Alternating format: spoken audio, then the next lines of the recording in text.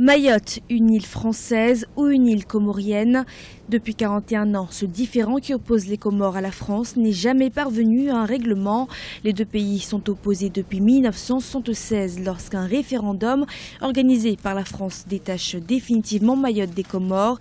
Une occupation condamnée depuis 1977 par 15 résolutions de l'Organisation des Nations Unies. À son tour, le président Assali Assoumani, élu en mai 2016, s'est emparé de la question. La France a continué à administrer Mayotte, donc nous, à chaque fois. On s'en plaignait au niveau des Nations Unies. On avait un écho favorable, mais le constat, c'est que sur le terrain, ça n'apporte pas de solution. Au contraire, parce qu'on est parti d'un territoire d'outre-mer à un département, ce qui complique encore les choses. Donc ça veut dire qu'il va falloir un dialogue pour qu'on s'entende sur une solution.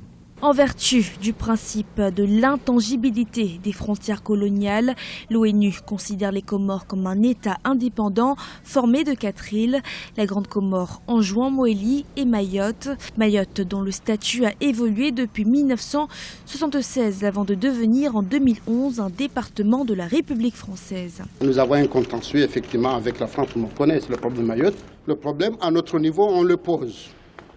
Et là, il y a une commission qui va nous faire les propositions concrètes, c'est-à-dire ce qu'on appelle maintenant une feuille de route. Parce que concrètement, c'est comme si on peut claquer les doigts. On ne peut pas. L'ONU a claqué, pas de ressources, ça n'a pas donné de réponse. Donc on ne peut pas faire ça.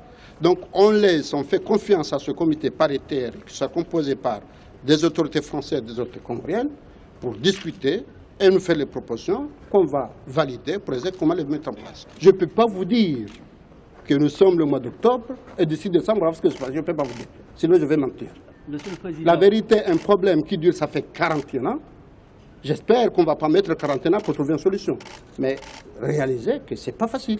C'est-à-dire la solution qu'on aurait pu trouver en 1975 ou en 85 ou en 95 ou en 2005, à chaque fois qu'on avance, la situation devient difficile, ce qu'on constate maintenant. L'instauration en 1995 d'un visa pour les Comoriens désirant se rendre à Mayotte a remis en cause la libre circulation qui était alors de mise entre les 4 îles.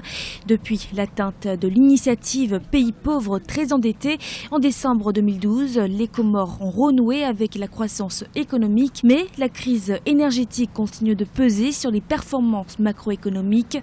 La croissance n'a pas dépassé 1,1% en 2015. L'archipel reste confronté à un certain nombre de graves handicaps, notamment la faible diversification de son économie, la pénurie d'électricité, la vulnérabilité aux chocs extérieurs. 45% de la population vit sous le seuil de pauvreté.